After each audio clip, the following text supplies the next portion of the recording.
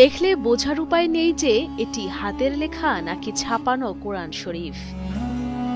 কারো কাছে কোনো রকম তালিম ছাড়াই অনায়াসে কোরআনের আয়াত লেখা রপ্ত করেছে নবম শ্রেণীর স্কুল ছাত্রী সোমা আক্তার। এমনকি মাত্র ৮ মাসেই নির্ভুলভাবে পুরো কোরআন শরীফ হাতে লিখতে সক্ষম হয়েছে সে।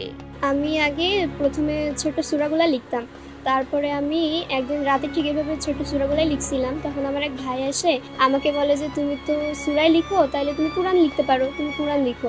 তো তার এই কথায় আমি অনুপ্রাণিত হয়ে আমি ঠিক লেখা শুরু করে দিই। তারপরে দীর্ঘ ৮ মাস প্রচেষ্টার পরে আমি কোরআন লিখতে সক্ষম হয়েছি। ইতোমধ্যে সৌদি প্রবাসী এক ব্যক্তির অনুরোধে সোমা পুরো ৬টি কোরআন শরীফ হাতে লিখেছেন, যা পৌঁছেছে সুদূর সৌদি আরবে।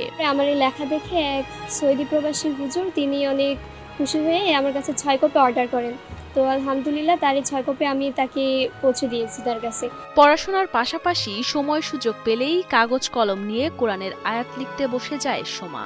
৩০ পারা কোরআন লিখতে তার প্রয়োজন হয় ৪৯টি কলম এবং A4 সাইজের ৬৫৯টি কাগজ।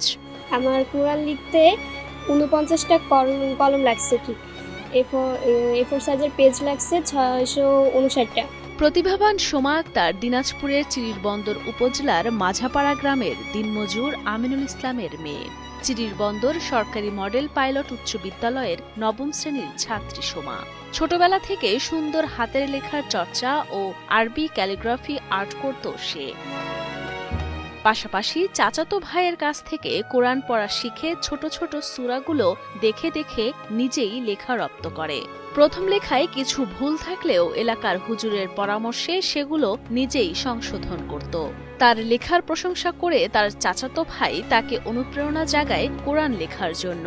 তখনই অনুপ্রাণিত হয়ে কোরআনের আয়াত লেখা শুরু করে সোমা।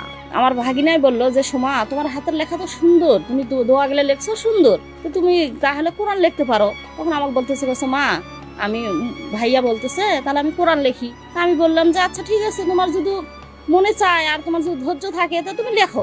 না পড়িয়াও সাধারণ কোরআন পড়িয়ে যে কোরআনটা লেখছে, এটা অনেক শৈলীর ওপর আমার আছে। সোমার মায়ের কাছ থেকে জানা যায় দীর্ঘদিন তিনি অসুস্থ হয়ে হাসপাতালে থাকায় তার সুস্থতা কামনায় ৫ ওয়াক্ত নামাজ পড়া শুরু করে সোমা আক্তার।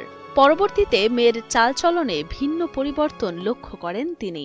৩-৪ বছর আগে আমি অসুস্থ হয়েছিলাম, খুব অসুস্থ হয়েছিলাম। আমি কে যেন বলছে, আমি জানি না কে বলছে যে তুমি নামাজ পড়ো, তোমার মায়ের জন্য দোয়া করো। তখন থেকে আমার মেয়ে স্কুলে নামাজ পড়ে। ৩০ পারা কোরআন শরীফ হাতে লিখে এলাকায় আলোড়ন সৃষ্টি করেছে স্কুল ছাত্রী সোমা আক্তার। সেই সাথে খুশি হয়ে সোমার জন্য সকলের কাছে দোয়া চান সোমার পরিবার। আমি মা হিসেবে গর্বিত যে আমি কোরআন পড়া জানি না, অথচ আমার 2টা মেয়ে কোরআন পড়া।